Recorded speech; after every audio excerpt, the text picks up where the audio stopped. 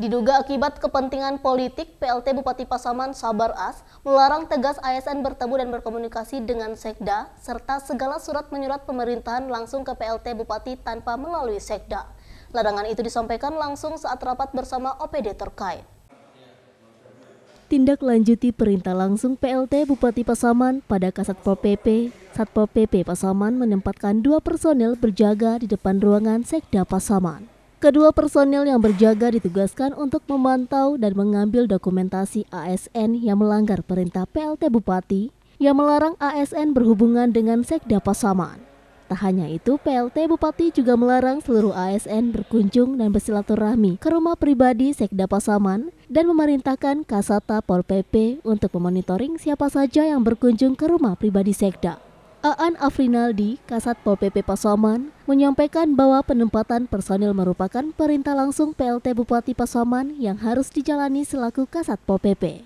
Perintah PLT Bupati terkait ASN dilarang berhubungan dengan Sekda juga telah tersebar di masyarakat Pasaman. Safriato, masyarakat sangat menyayangkan tindakan PLT Bupati. Kenapa harus memutus silaturahmi antara ASN dan Sekda karena sampai melarang ASN untuk bersilaturahmi ke rumah Sekda.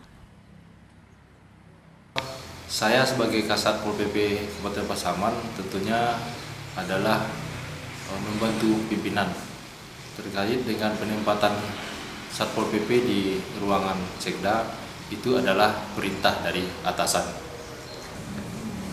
Kalau penempatan personil sampai batas waktu yang belum ditentukan, sampai dengan dicabutnya perintah ini, tentunya kita harus patuh dan loyal terhadap pimpinan. Beberapa eselon 2 yang ada di lingkungan Pemda Pasaman membenarkan perintah PLT Bupati untuk tidak berhubungan dengan Sekda Kabupaten Pasaman. Lihat tindakan yang dilakukan oleh Bapak Sabar, mana mengambil dokumen supaya tahu siapa yang masuk ke ruang Sekda, ASN ataupun masyarakat. Kami ingin tahu apa alasan Bapak Sabar menyuruh Pol PP piket di ruangan atau melihat siapa-siapa yang hadir ke ruangan Bapak Sekda.